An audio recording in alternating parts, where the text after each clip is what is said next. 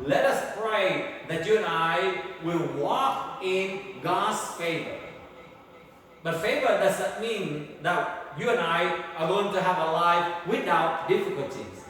People who were and are favored by God often went through and even endure hardship, delay, misunderstanding, suffering, persecution. But in those situations, they can find and see and experience the favor of God become more abundant in their life.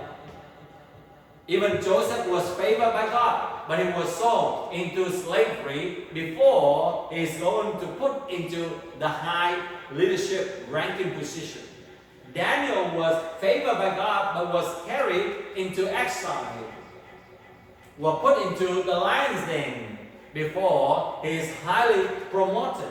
David was favored by God, but he was pursued by Saul, but the favor of God never left him. And later, he was appointed as the king.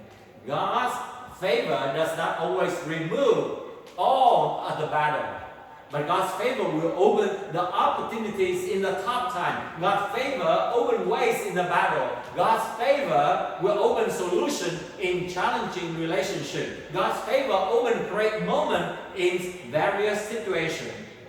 So let us begin to note this point as you and I are praying to walk in the favor of God. We need to remind ourselves, first of all, that favor begins with God. And let us pray that the God of favor will be with us and grant us the favor. Favor is not something that you and I can manufacture. It originates in the grace of God. We cannot manipulate God into blessing. Psalm 84 verse 11 said, "No good thing does he withhold from those who walk uprightly." God is a source of grace, opportunity, protection, wisdom, strength, provision, influence. And let us come to the throne of God and seek God and His favor. As God gave favor when His servant prayed, prepared, and pursued His purpose. Nehemiah, as we remember, specifically pray and ask God for favor with the king. Today, how many of us are specifically asking God for the favor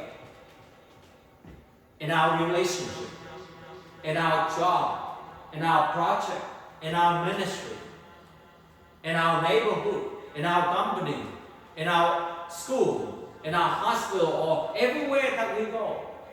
Nehemiah was well prepared and planned concerning about the needs.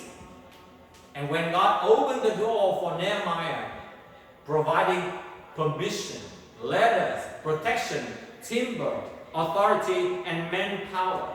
So remember that we need to ask the God of favor to give us that favor.